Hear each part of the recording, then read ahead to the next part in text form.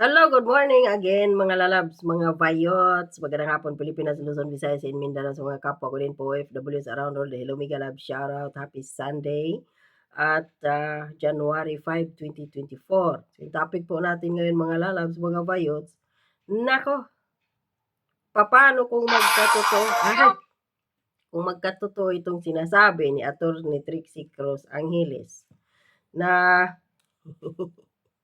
si Bongbong Marcos nga ay si Bongbong Marcos hindi tawag dito inimbitahan ni Trump sa kanyang inauguration ngayong January 20. Tapos may nasisipa pa hindi nasisipa nababalitaan ngayon na sabi ni Attorney Trixie Cruz Angeles mayroon siyang nagbabalita sa kanya na sa insider daw dyan sa Department of Foreign Affairs na confirmed daw. May puting ahas siya dun sa DFA. Si Attorney Trixie. Na si VP Sara daw at si dating Pangulong Rodrigo Roa Duterte ay imbitado ni US new elect President Trump sa kanyang inauguration. So, paano yan? Ano na naman kung magkatotoo yun? Although, hindi pa masyado daw yun, pero basta, yun ang kanyang nakuha na balita. May nagbalita sa kanya dyan sa DFA na puting ahas niya.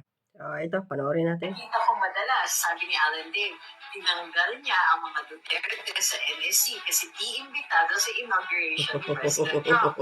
Kasi si Trump nga noon kay FPRD, doon pa naman sana mag-excel si PDM kasi party-party yun. Naman, pati si Kokak at si... Well, I can say that yes, one of my sources at the Department of Foreign Affairs has confirmed to us that both VP Inday and the former President Duterte are invited to the inauguration of President Trump. Paano yan pala ka? The President Bongbong Marcos is not invited, nor is any of his family. Agoy, kasakit. Bakit?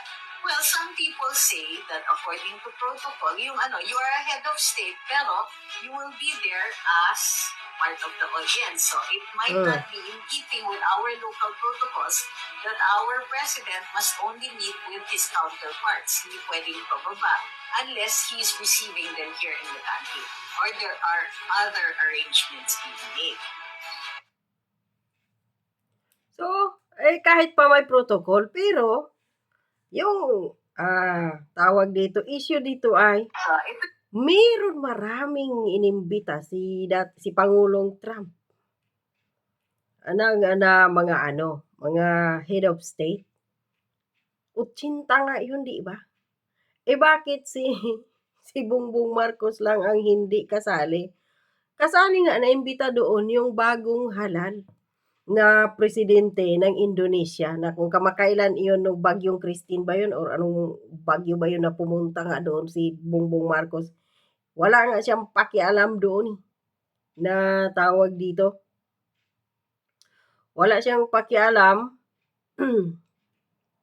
na kahit may bagyo sa Pilipinas, dumalo siya sa inaugurasyon ng bagong presidente ng Indonesia. Magtaka. Bakit? Yun nga, bagong halal at upong presidente inimbita. Si Bongbong Marcos lumuhod na lahat-lahat doon kay, sino pa ito?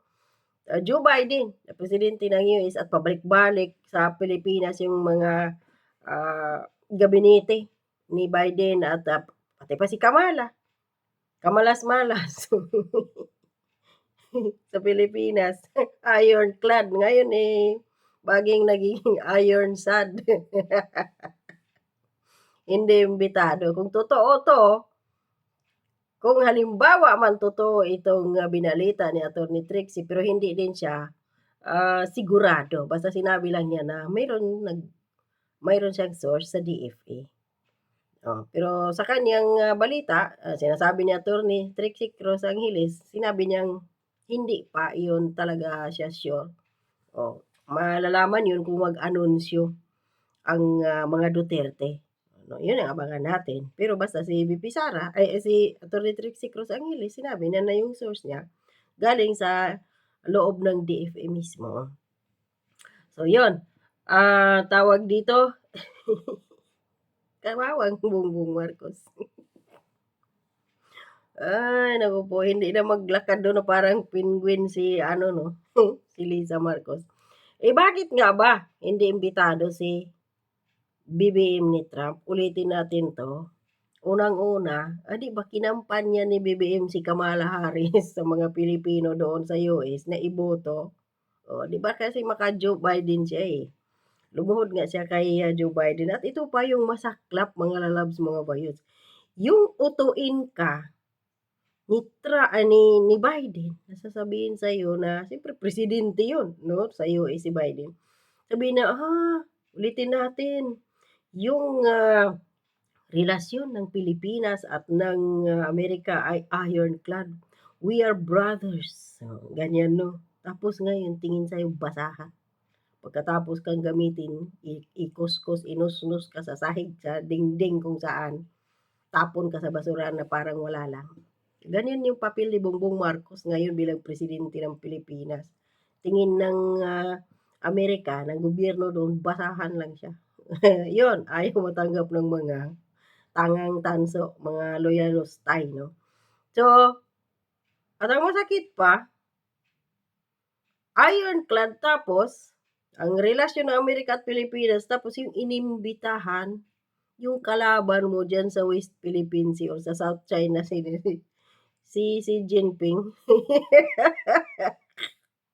Malaking insulto yun. Sampal sa ating presidente. Sampal sa Pilipinas yun, mga lalabs, mga bayots. Nagbigay pa ng IDCA si BBM sa Amerika, American government. Tapos mayroon pang missile.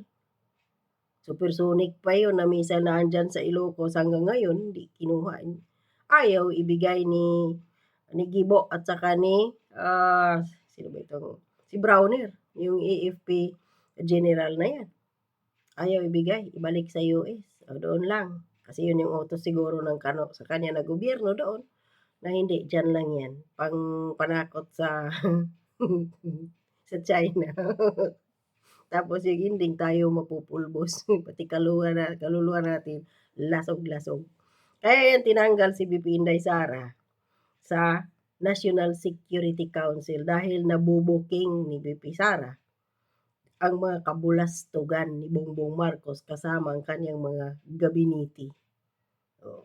EO number 81 kunwari para sila na magiging Marcos Senior. Sila na yung uupo dyan ng ilang dekada at uubusin nila, sisip-sipin na parang vampira ang kaba ng bayan. Ang gusto nila. Pero masasabi ninyo dito, mga lalabs, mga bayots, kapag magkatotoo to, iyak si Palaka. Hindi makapag-party-party si First Lady Penguin.